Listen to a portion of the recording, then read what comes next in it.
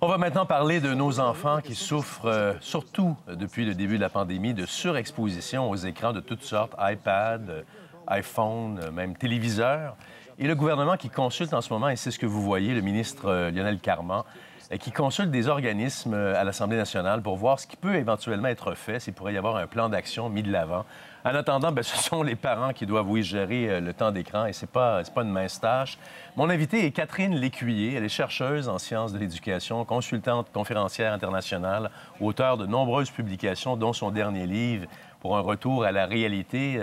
Madame Lécuyer, merci beaucoup d'être avec nous. Merci à vous. Bon après-midi. J'aimerais vous entendre tout d'abord. J'aimerais qu'on liquide cette question.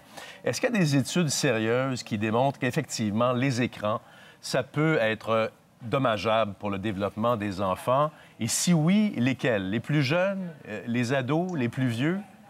Oui, en fait, ça fait longtemps qu'il y a plusieurs études sur ce sujet-là. Ce qui arrive, c'est que c'est pas quelque chose qui a été populaire de parler de ça. Moi, je me souviens quand j'avais écrit mon livre en 2014, c'était pas sur la table, ce sujet-là.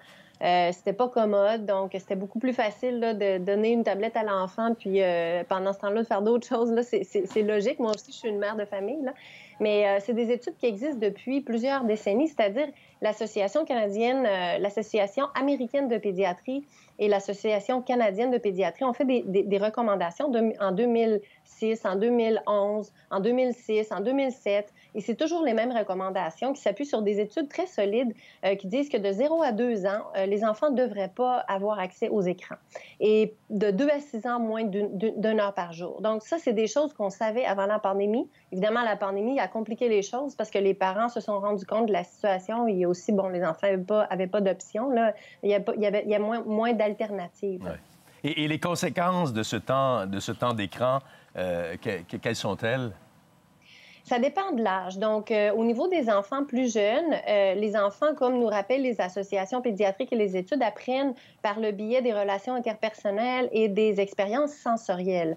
Donc, tout ce qui est numérique, ça contribue pas du tout à l'apprentissage des jeunes enfants.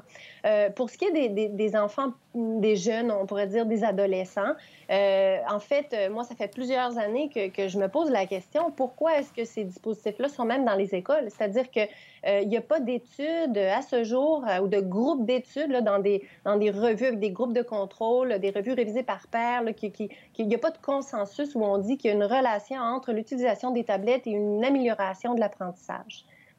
Bon. Et vous dites dans votre livre, et ça, c'est intéressant, que c'est une question d'équilibre, hein? Parce que le temps, pour les plus vieux, je parle, pour les plus jeunes, bon, ça, c'est réglé, on a entendu, mais pour les plus vieux, c'est que le temps passé devant les écrans, c'est le temps qu'on ne passe pas à faire d'autres choses, comme du sport, comme de la lecture. Tout à fait. Dimitri Christakis, en fait, pour lui donner le crédit, là, il parle de l'effet déplacement. Donc, lorsqu'un enfant est devant un écran, il n'est pas autre part. C'est-à-dire qu'il n'y a pas de relation interpersonnelle avec ses frères et sœurs, il n'est pas en train d'avoir une conversation avec ses parents, il n'est pas en train d'avoir... les jeunes, par exemple, même de 7-8 ans, il y a des jeunes qui n'ont jamais vu des vaches, ils ont vu une vache sur la tablette, mais ils n'ont jamais touché à la vache, ils n'ont jamais senti la vache. Donc, ce monde de sensations réelles là, que nous, on a eu quand on était tout petit, puis on s'appelle des immigrants digitaux, mais dans le fond, on est arrivé à ce monde-là un peu après, mais eux, ils ont découvert le monde à travers d'un dispositif. Mais Mme Lécuyer, c'est quoi le bon ratio? C'est quoi le bon nombre d'heures par jour ou par semaine? Parlons de nos ados, là. Parlons des 12 à 18 ans. Moi, je vous avoue que je vous donnerai pas le plaisir de venir avec une statistique ou un chiffre, là, parce que je défends deux choses. Premièrement, je défends l'importance de retarder au maximum l'introduction des technologies chez nos jeunes. C'est-à-dire que 10, 11, 12 ans, c'est pas nécessaire qu'un jeune ait un smartphone. Il peut avoir un téléphone pour faire des appels, mais c'est pas un outil qui est absolument nécessaire. Donc, attendre au maximum. Pourquoi?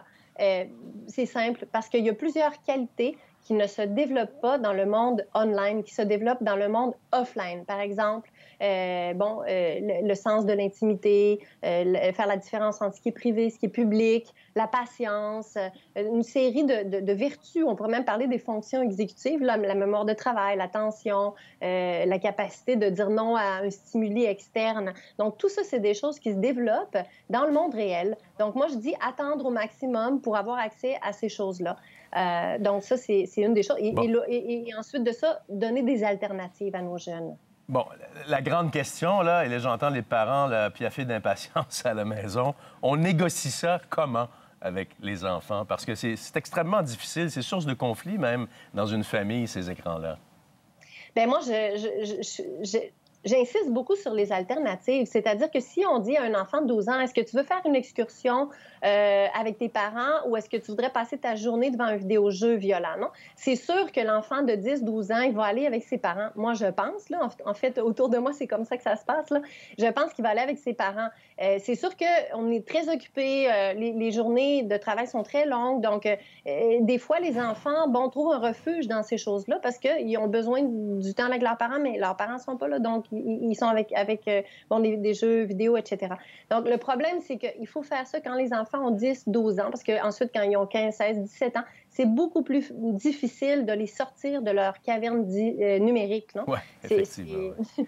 Donc, ce que vous nous dites, c'est que cet apprentissage, cette négociation, cette discussion, elle doit avoir lieu le plus tôt possible pour que ça soit par la suite plus facilement applicable. Et docteur Catherine Lécuyer, merci beaucoup d'avoir été avec nous. On va tenter de suivre vos conseils et on se reparlera si jamais le gouvernement du Québec met en place des guides plus précis. Ce sera intéressant de voir s'ils seront éventuellement efficaces et publics.